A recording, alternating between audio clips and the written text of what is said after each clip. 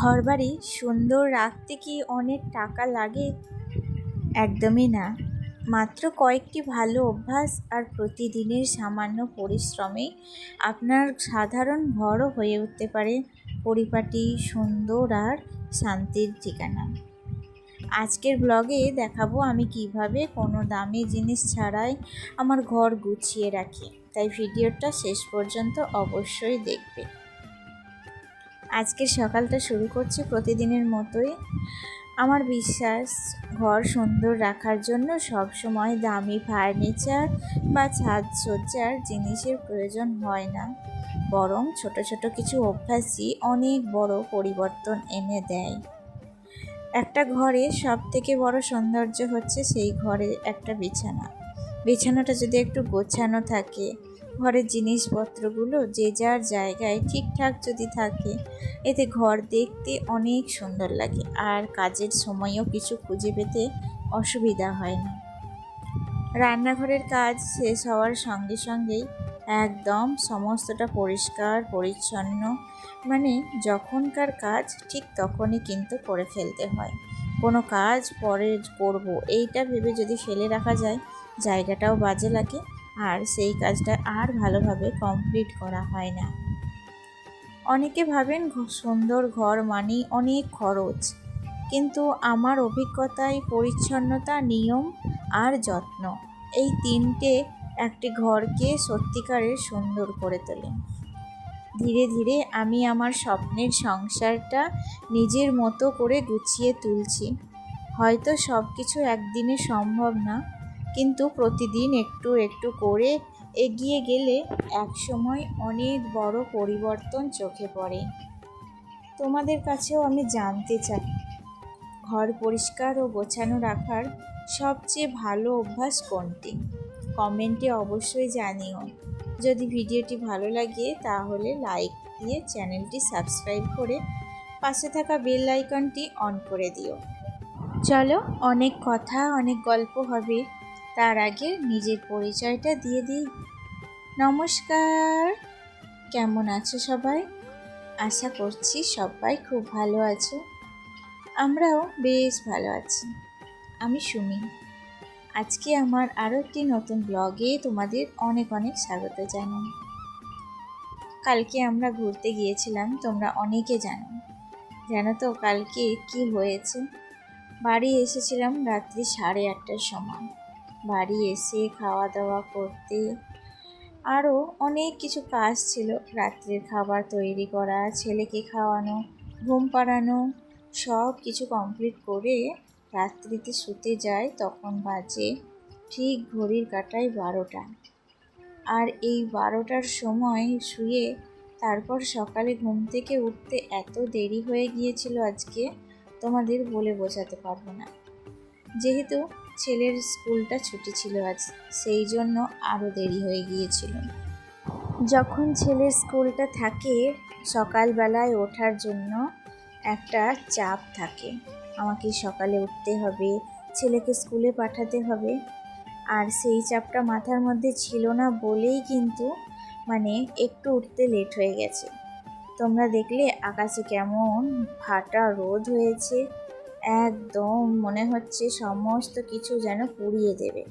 এখন থেকেই সকালে যা রোদের তাপমাত্রা, তাই জন্য কি বলতো, আরও মনে হচ্ছে অনেকখানি বেলা হয়ে এসেছে। এদিকে আমার ঘরের মেঝেগুলো কবে থেকে মোছাই হয় না, তাই ভাবলাম আজকে একটু মুছিয়ে নিই, একটু মুছিয়ে ভালো করে পরিষ্কার করে নিই।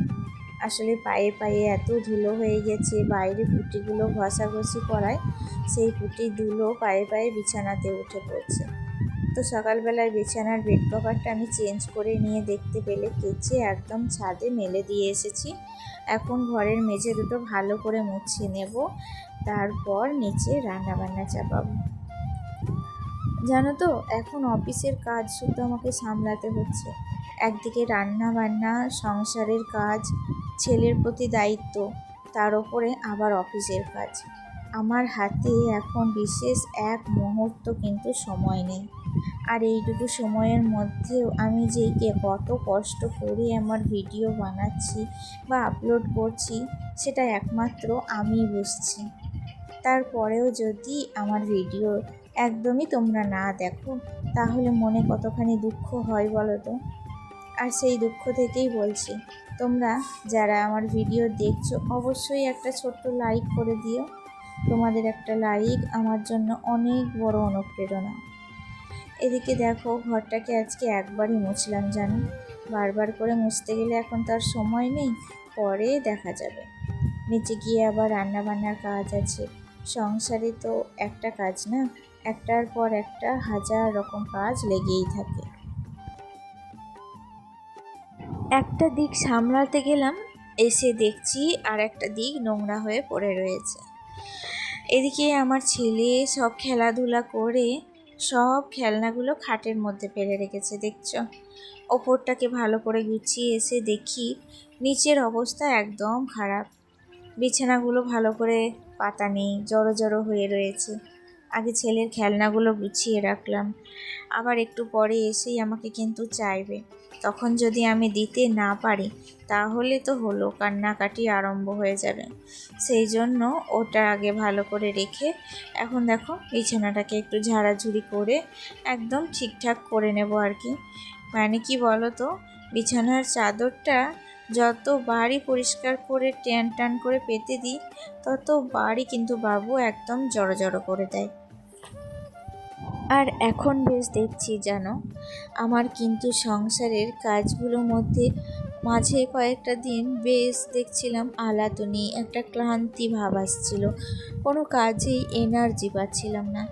এখন বলতে না হয় আমার কিন্তু সেই দুর্বলতাটা আর নেই। হয়তো ওষুধ খেয়ে কিংবা জানি না কি কারণে এটা হয়েছে, তবে এখন কিন্তু কাজের প্রতি আমার আর সেই ক্লান্তি ভাবটা আসে না। প্রত্যেকটা কাজ দায়িত্ব সহকারে একদম পারফেক্টভাবে করতে পারছি। আর আমার মনে হয় এটা কিন্তু একদমই ওষুধের জন্যই হয়তো হতে পারে। যাই হোক, এদিকে আকাশটা হঠাৎ করেই মেঘলা মেঘলা করছিল, তাই দেখো সব বোতলে বোতলে জল ভরে নিচ্ছি। এই জল এখন কিন্তু সারা দিন আমাদের চলবে। প্রত্যেকটা বোতল একবারে জল ভরে নেই আর সারা দিন চলে যায়। তার সাথে বালতিতেও জল তুলি। তবে কি বলো তো, এখন আকাশে মেঘ উঠেছে, তবে বৃষ্টি হচ্ছে কিনা বলতে পারছি না। যাই হোক, মেঘ উঠেছে, ভয়ে ভয়ে জলটাকে তুলেই নিলাম, কারণ কারেন্ট চলে গেলে আর জল পাবো না। সত্যি কথা বলতে অনেকেই আমাকে জিজ্ঞাসা করেন ঘর এত সুন্দর আর গোছানো কিভাবে রাখি। এর পেছনে কোনো বড় রহস্য নেই জানো। প্রতিদিন অল্প অল্প করে কাজ করার অভ্যাসটাই হচ্ছে আসল। আমি কখনোই সব কাজ একসাথে করার চেষ্টা করি না। যে কাজটা সামনে থাকে সেটাই আগে শেষ করি। কোনো জিনিস ব্যবহার করলে আবার তার জায়গায় রেখে দিই, এতে অযথা অগোছালো হয় না। রান্না শেষ হলে একদম রান্নাঘরটাকেও ভালো করে মুছিয়ে ধুয়ে পরিষ্কার পরিচ্ছন্ন করে নিই। এতে পরের বার রান্না করতে ভালো লাগে আর রান্নাঘরও সব সময় পরিষ্কার থাকে। ঘরের জানলা খুলে কিছুক্ষণ আলো আর বাতাস ঢুকতে দিই, এতে শুধু ঘরই নয় মনটাও অনেক সহজ লাগে।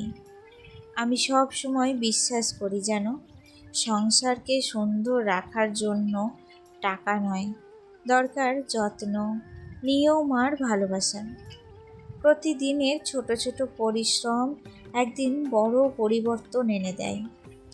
আমার এই সাধারণ সংসারটাকে ধীরে ধীরে নিজের স্বপ্নের মতো করে গড়ে তুলছি। তোমরাও যদি অল্প সময়ে ঘর সুন্দর রাখার কোনো টিপস জানো, কমেন্টে অবশ্যই জানাবে। আমরা সবাই একে অপরের কাছ থেকে নতুন কিছু যাতে শিখতে পারি। এদিকে রান্নাবান্নাগুলো আজকে অফ ক্যামেরায় করেছিলাম, আর কি কি রান্না করেছিলাম সেটা তো তোমাদেরকে শেয়ার করেই দিলাম। আমি আর নাম করে উল্লেখ করলাম না, তোমরা হয়তো সবাই বুঝতে পেরেছো। তারপর রান্নাবান্নার বাসনগুলো এখন মাজা ধোয়া করছি। আর কি বলো, আবহাওয়া ঠান্ডা হয়তো হলেও হতে পারে। যে কয়েকটা দিন প্রচণ্ড গরম পড়েছিল, আবহাওয়া ঠান্ডা না হয়ে আর উপায় আছে বলো? বেশ ভালোই লাগছে ওয়েদারটা। প্রচণ্ড ঝোরে হাওয়া বইছে, তাই গরমের অনুভবটা আর বুঝতে পারছি না। তবে কি মনে হয় এবার বর্ষাও কিন্তু তাড়াতাড়ি পড়ে যাবে, আর খুব বেশি দেরি না।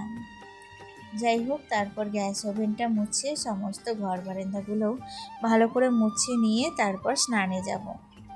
আর এই হচ্ছে আমার সকাল থেকে একদম দুপুর পর্যন্ত একটা ছোট্ট ব্লগ। যদি ভিডিওটি ভালো লেগে থাকে অবশ্যই লাইক করে দিও। আজকে আসি, টাটা।